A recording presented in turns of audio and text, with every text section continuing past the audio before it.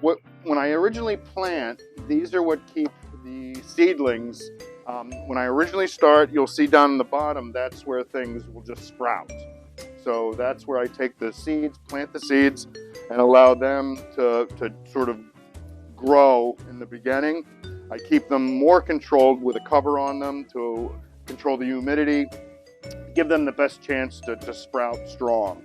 Once they sprout, I'll remove them from the lower section, and each flower, if you would, gets its own little chamber here. And what this chamber does is keeps it suspended in this tray, and this system will actually cycle nutrients and water by filling these trays and draining these trays just enough so it'll keep the soil damp so we can feed the leafy greens here.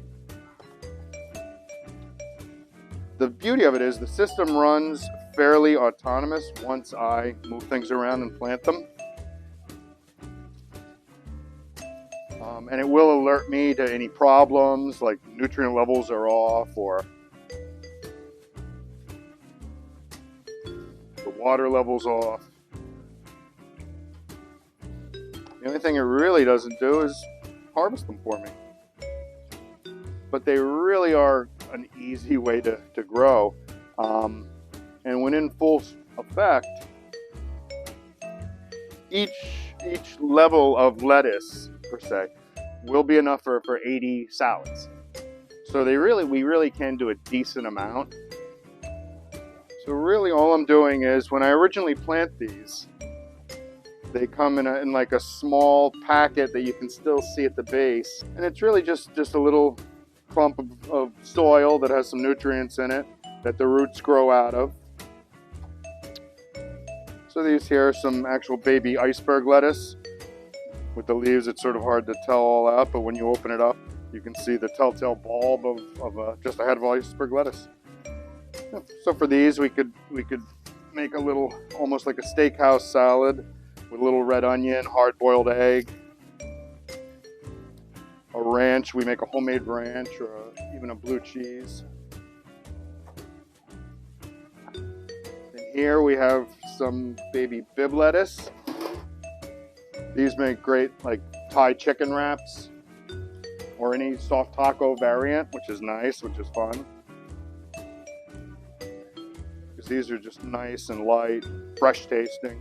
So they really go well. You can use them in place of like any tortilla really for a healthier, gluten-free variation on a lot of the same things tortillas would be used for. They also go great on sandwiches. They complement most flavors very well. And these trays I use a lot just for some decoration and to add flavor to dishes. So this is a baby beet top. We really just want to come in and just take the tops off. That's where all the flavor and nutrients are. And it's almost like just giving it a little bit of a haircut.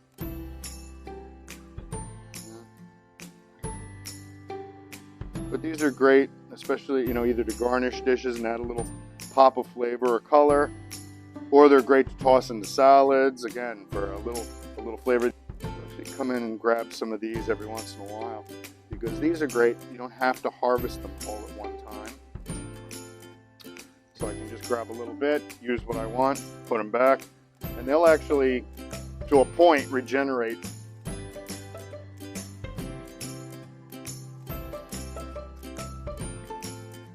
So you see down the road I have some basil. This is some Genovese basil, some purple basil. Very similar in flavor, just different colors.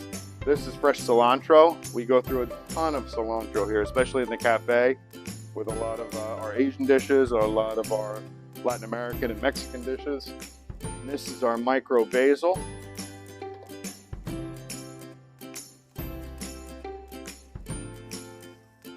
This is really fun to garnish, especially Italian dishes. I've used it on top of, tomato bruschetta just to give it that extra little pop and visual. Used it last night in Riverwalk on a spaghetti and meatball dish. Just to add a little color and flavor.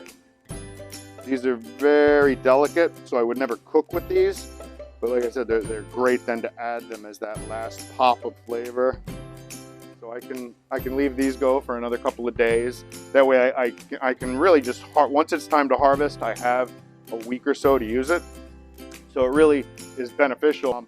That way I know if I've harvested this now, I can get it into some salads in the cafe or over at Riverwalk right now, a little bit by little bit. And then I can turn around and, and have time to utilize the other things that are ready to go.